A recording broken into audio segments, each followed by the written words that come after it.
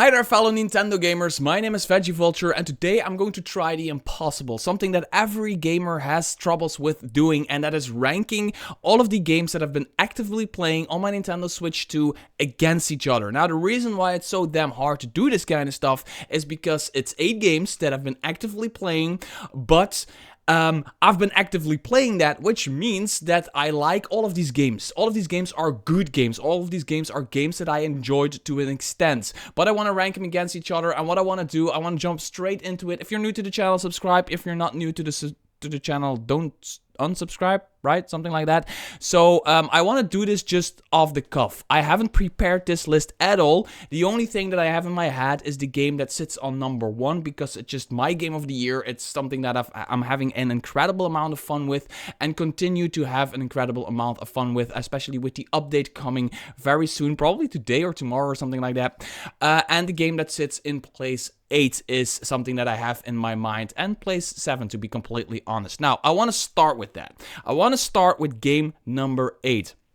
Now, if a game, again, sits on the bottom of this list, that doesn't mean it's a bad game to any stretch of the imagination. As a matter of fact, I think No Man's Sky is an incredible game and an incredible Switch 2 port. It looks great. You can unlock the frame rate, so it targets 40 frames per second if I'm not mistaken, flying through space, walking through planets, all that stuff. It's just amazing.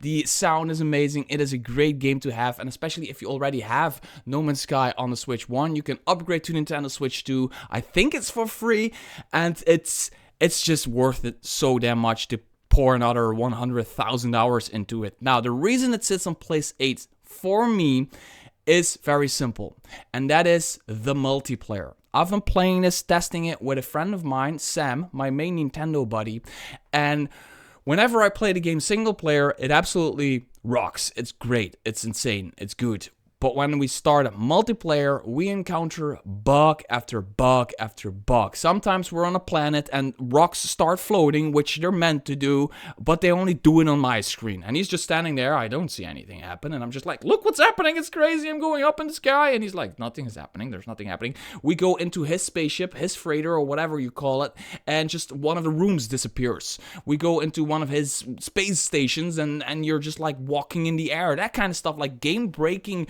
bugs in the multiplayer department of it.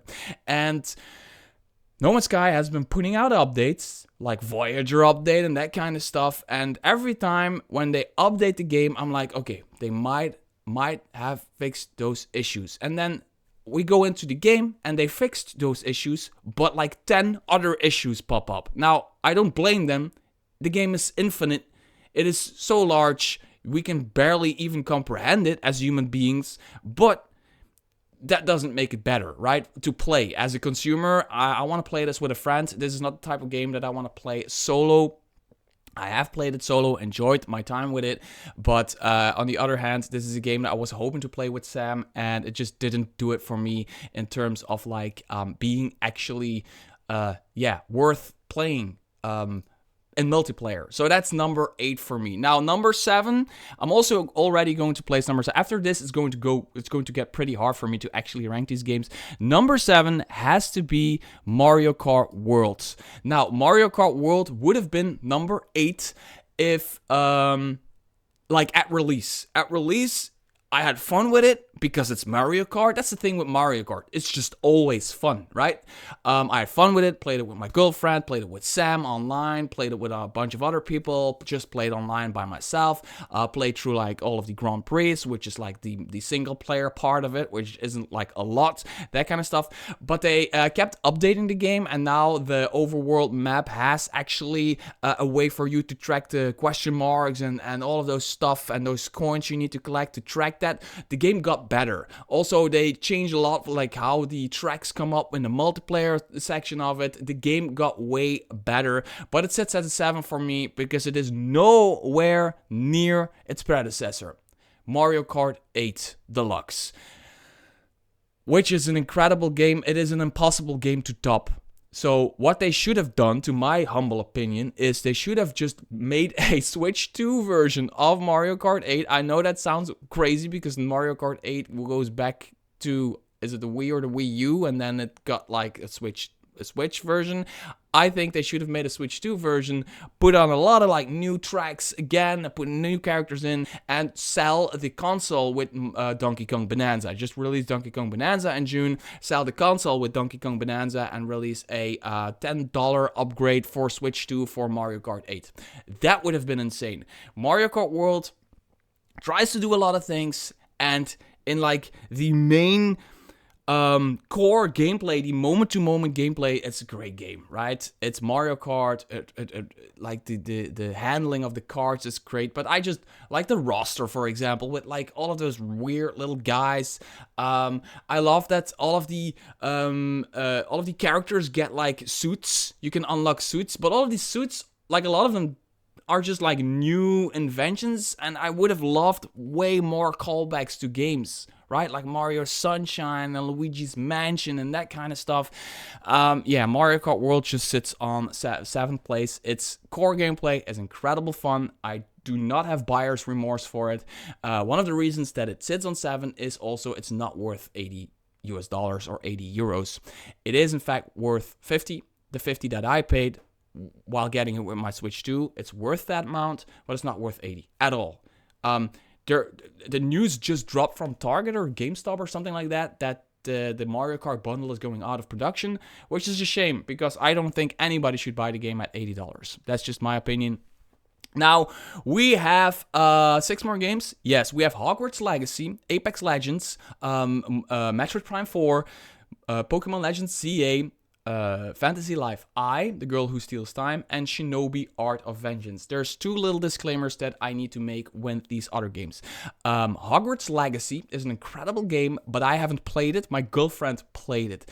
As a matter of fact, she's like 95% through the game. Literally 95%, as in she hasn't finished the main story, but she's 95% through it, which means she does every side quest and everything she can do on the side and everything she can collect. She's doing all of that stuff, and I'm just sitting there watching it and seeing her play on my Pro Controller on my television. So I have an opinion on the game, although I haven't played it myself. That said, there were moments where I had to take over, especially earlier in the game, because it was a long time ago. She gamed and it was like she had problem with like some of the combat. So I took over the controller, played through some of the combat encounters, just to help her out.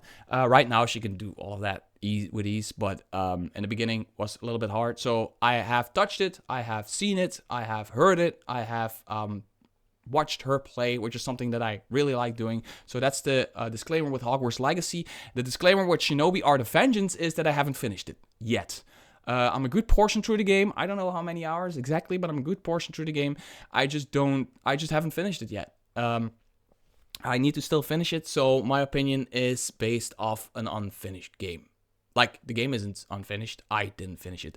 So, just to say that, I'm going to just place my, I don't know. I'm going to do, let me just put Hogwarts Legacy right here. I don't know. Right now, I'm going to put it in 3rd place. I might change it later because I'm doing this list just off the cuff, right? Hogwarts Legacy looks great. Runs great, sounds great, the story is really good. I might put it down to the 4th place because what I think about it is there's a lot of like side quests and collectibles in the game, which is good for people who like that, but there's a lot of that stuff you have to do in order to progress the main story, and I don't like that. I like a main story to be somewhat separate from all of the collectibles in the game. I like that you need to do some of that collectible stuff just to teach you how to do that. Like, hey, there's a possibility to do this, and you get stronger if you do this, so the main story will get easier if you do this. But Hogwarts Legacy really has that content wall, and I don't like content walls. It really has that thing where you need to do, like, collect, 70 freaking, lightning bulbs or something like that, in order to progress the story, and I don't like that. That's why it's right now going down to a 4, but I like the 4th place, but I might... but other than that, story, gameplay, it looks great on the Switch too. And just for people who are watching right now and are interested in playing Hogwarts Legacy on the Nintendo Switch 2, if you have the Nintendo Switch 1 edition and upgrade to the Nintendo Switch 2 edition, you don't need the cartridge anymore of the Nintendo Switch 1 edition. So you can hand that over to somebody else. So what I did is I bought the Switch 1 version secondhand for 15 euros. Upgraded for 10 euros to the Switch 2 edition, which then has a total of 25 euros. And then I took the Switch 1 edition and gave that to another friend of mine who has a Nintendo Switch 1 and loves Harry Potter. And I was like, hey, do you want to play this? And she was like, oh, shit, yeah, sure. How much do you want for it? I'm like, no, just take it, right? I paid 25 US dollars for a game for my girlfriend, and another person can enjoy it as well, because you don't need the cartridge anymore. It actually downloads the game for Switch 2 separately. What are we going to do now? Drink from my coffee first. Now, Metroid Prime 4. Let's place Metroid Prime 4 on the second place. Yes, it's not my first place. I've made it very clear that I love the game. I made it very clear that I think it is an incredibly good game. I don't think it's a masterpiece, but I think it's an incredibly fun game with incredible boss fights. I don't dislike the NPCs and the open world, quote-unquote open world, as much as other people. As a matter of fact, I'm really enjoying the desert part, and I'm somewhat enjoying the NPCs, most of them.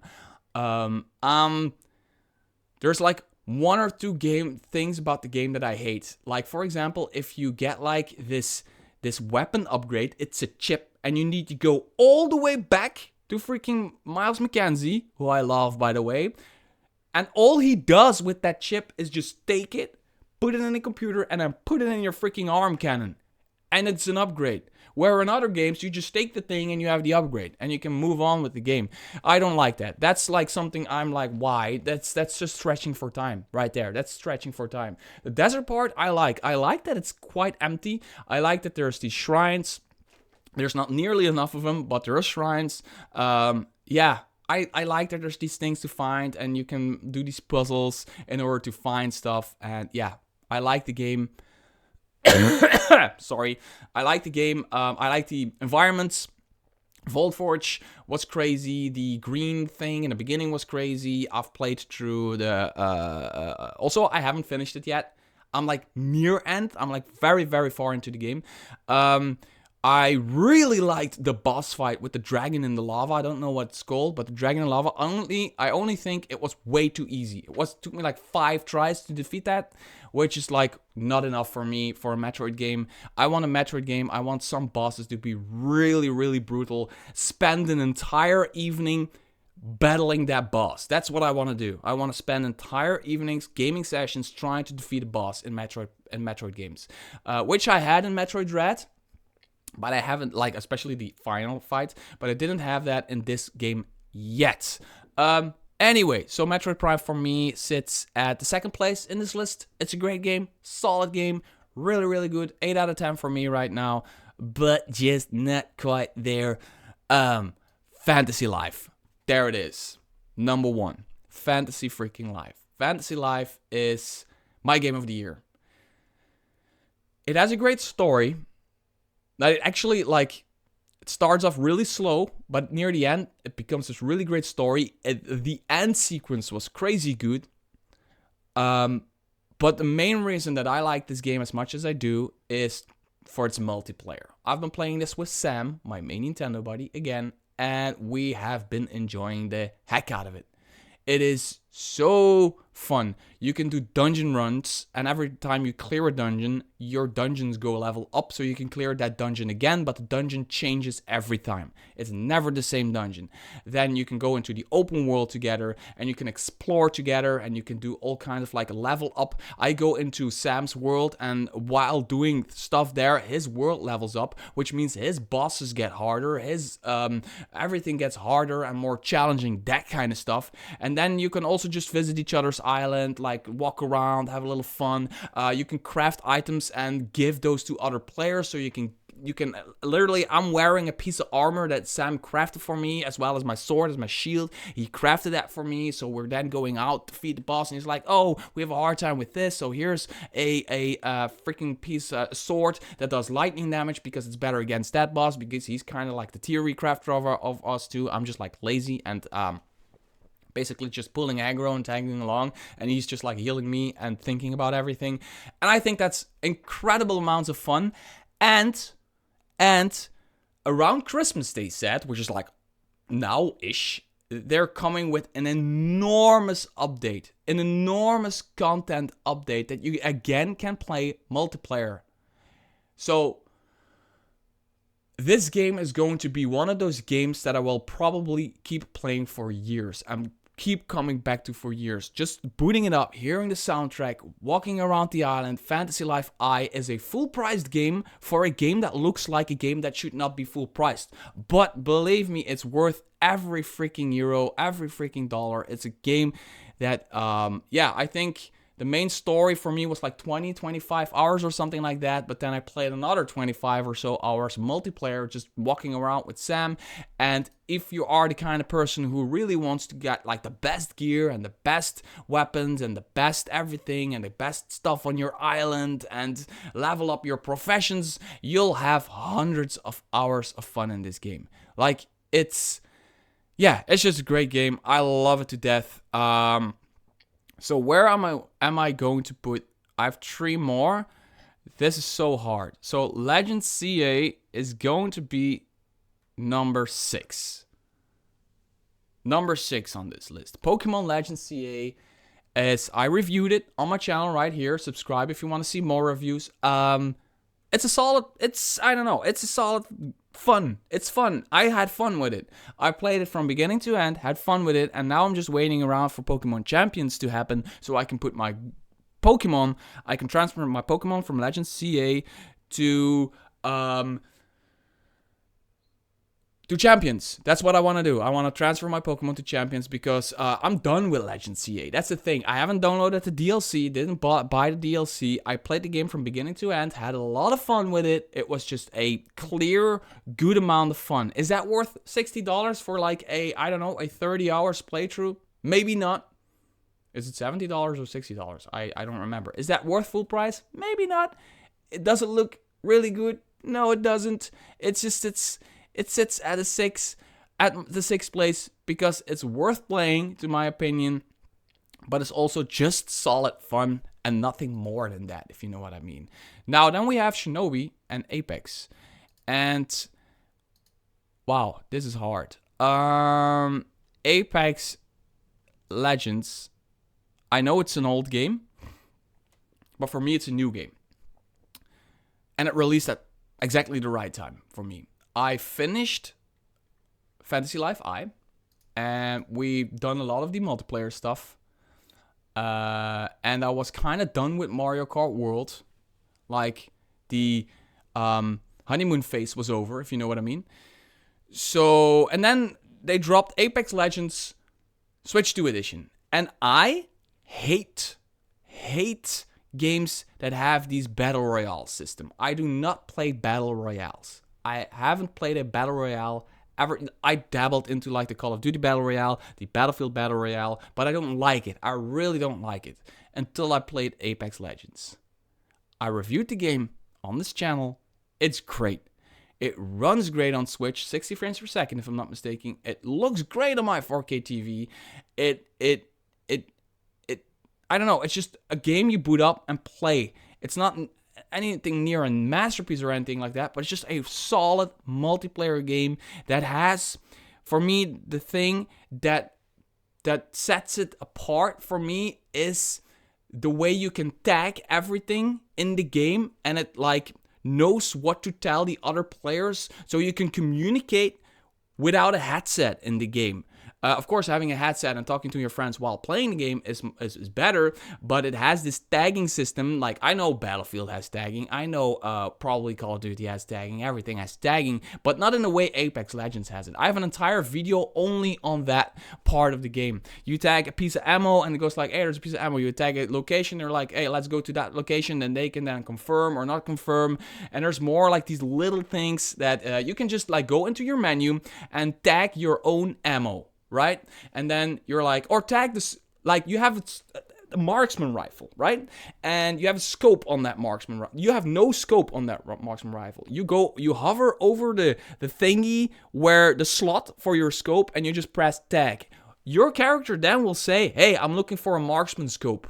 Another person will hear that, and they see a marksman scope lying around, and they're just like, tag, there's a marksman scope right here. That's what the characters say. The characters do all of the communication. I really love how Apex Legends handles that. I'm going to put Shinobi right there.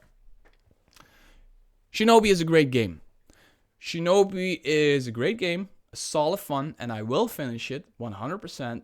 No, I won't finish it 100%. I will 100% surely finish it. But it is not for me. There's just way too much going on for me.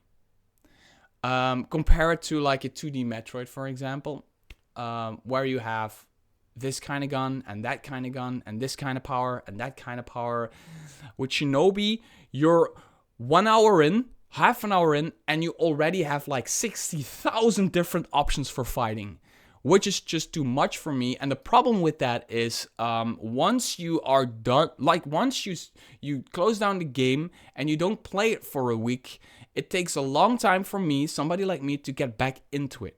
If you know what I mean. Because there's like this button and then that button and then both buttons at the same time and then those 4 buttons and that A and press A, B, A, that kind of stuff. There's just way too much going on. But on the other hand, it feels absolutely epic. It's a great game, runs great, looks great, plays great, all of that stuff.